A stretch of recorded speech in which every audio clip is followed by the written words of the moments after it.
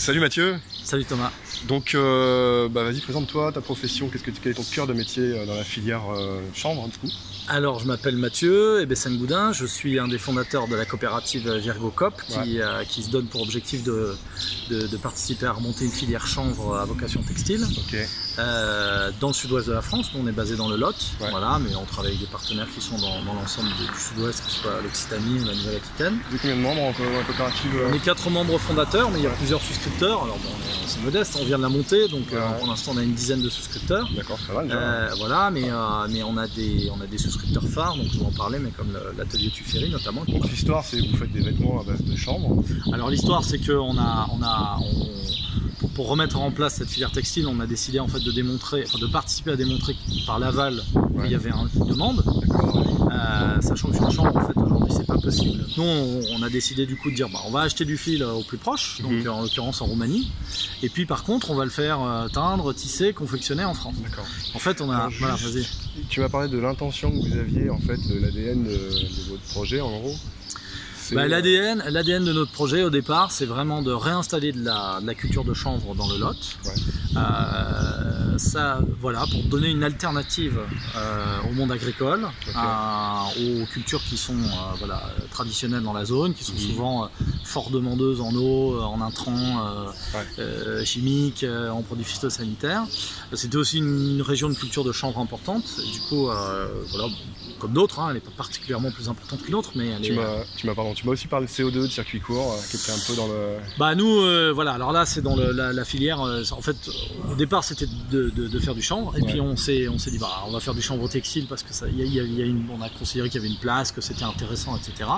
Et nous l'objectif c'est d'arriver à monter une filière qui demande le moins de transport possible, qui est le moins consommatrice de CO2 possible. C'est pas de faire du Made in France, voilà, comme je disais, la filière est complexe, c'est pas simple. La filière est complexe, c'est pas simple, mais on peut arriver aujourd'hui, nous, ce qu'on a quand même réussi à faire.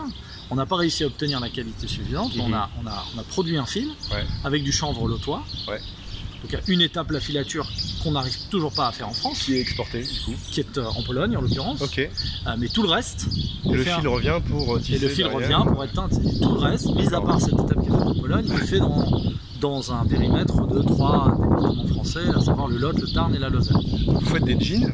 On fait des jeans. Vous avez toute une gamme de jeans qui sont disponibles aujourd'hui sur le web. C'est des jeans qui sont confectionnés par l'atelier Tuffery, qui sont installés à Florac en Lozère, et qui vendent en direct sur internet. Tu peux dire le nom de domaine si tu veux.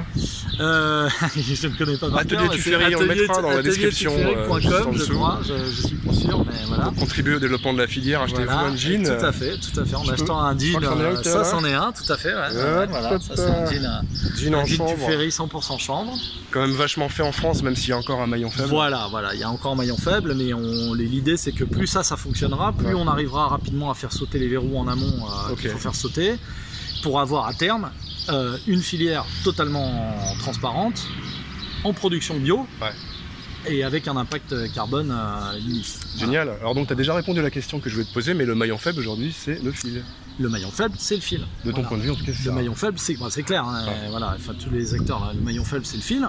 Faire pousser du chanvre on sait faire, une fois qu'on a du fil on sait tout faire. Il faut transformer le chanvre en fil.